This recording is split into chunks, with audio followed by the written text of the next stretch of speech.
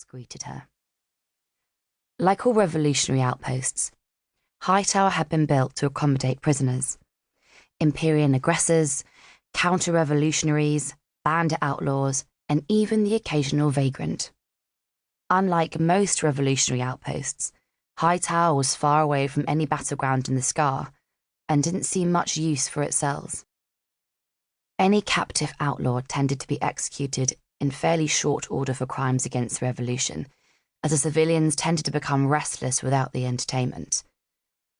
In all her time stationed at Hightower, Tretta had visited the prison exactly twice, including today.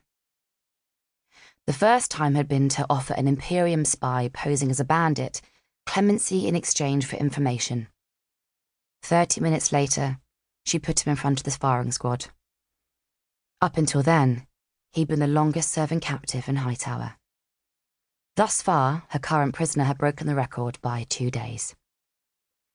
The interrogation room lay at the very end of the row of cells, an iron door flanked by 2 guards. Both fired off a salute as they pulled open the door, its hinges groaning.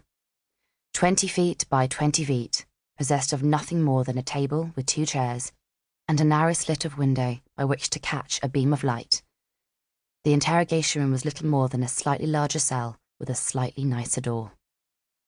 The window, set high up near the ceiling, afforded no ventilation, and the room was stifling hot. Not that you'd know it from looking at the prisoner. A woman, perhaps in her late 20s, Tretta suspected, sat at one end of the table, dressed in dirty trousers and boots to match, the sleeves and hem of her white shirt cut to bear the tattoos racing down her forearms and most of the great scar that wended its way from her collarbone down to her belly. It was a sort of garish garb you'd expect to find on a vagrant. Her hair, imperial white, was shorn roughly on the sides and tied back in an unruly tail. And despite the suffocating heat, she was calm, serene, and pale as ice. There was nothing about this woman that Tretta didn't despise. She didn't look up as a governor militant entered, paid no heed to the pair of armed men trailing behind her. Her hands, manacled together, rested patiently atop the table. Even when Tretta took a seat across from her, she hardly seemed to notice. The prisoner's eyes, pale and as blue as shallow water, seemed to be looking somewhere else. Her face, thin and sharp, and marred by a long scar over her right eye, seemed unperturbed by her imminent, gruesome death. That galled Tretta more than she would ever have liked to admit. The governor militant leaned forward, steepling her fingers in front of her, giving the woman a chance to realise what a world of shit she was in. But after a minute of silence, she merely held out one hand. A sheaf of papers appeared there a moment later, thrust forward by one of her guards. She laid it out before her and idly flipped through it. "I won't tell you that you can save yourself," she said after a time. "An officer of the revolution speaks only truths." She glanced up at the woman, who did not react.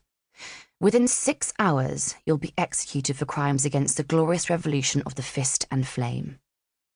Nothing you can say will change this fact. You deserve to die for your crimes." She narrowed her eyes. "And you will." The woman at last reacted. Her manacles rattled a little as she reached up and scratched at the scars on her face. Tretta sneered and continued. "What you can change," she said, "is how quickly it goes.